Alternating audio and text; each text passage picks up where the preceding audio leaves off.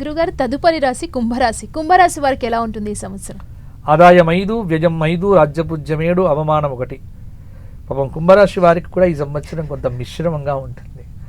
ఎందుకంటే కుంభంలోకి శని, బృహస్పతి 5వ స్థానంలో ఉండటం, శని ద్వితీయ స్థానంలో ఉన్నటువంటి శని కొంత ప్రభావం చూపిస్తాడు. ఎందుకంటే జన్మశని నుంచి మారాడు. ఇప్పుడు మన ఉగాదికి రోజు కూడా మార్పు వచ్చింది కాబట్టి రాహు 1వ స్థానంలో రాహు వస్తాడు.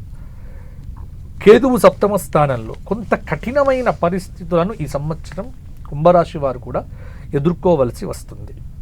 ఒక్కటి నేను సలహా ఇస్తాను కుంభరాశి వారికి, ఆవేశపూరితమైన ధోరణి వద్దు, ప్రశాంతంగా ఉండండి.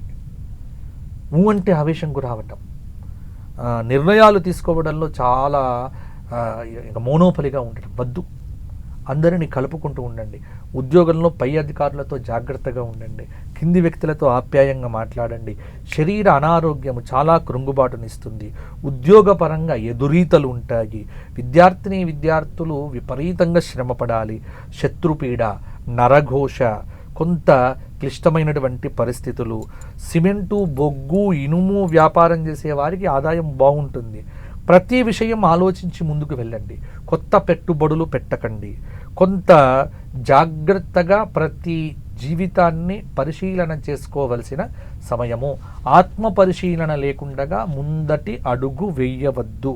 స్త్రీలకు కూడా, కుంభరాశి స్త్రీలకు మధ్యస్థ ఫలితాలే ఉన్నాయి.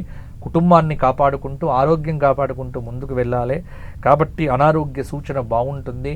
రాజకీయ నాయకులకు తీవ్ర నిరాశ ఉంటుంది. జాగ్రత్తగా మౌనంగా ఉండటము.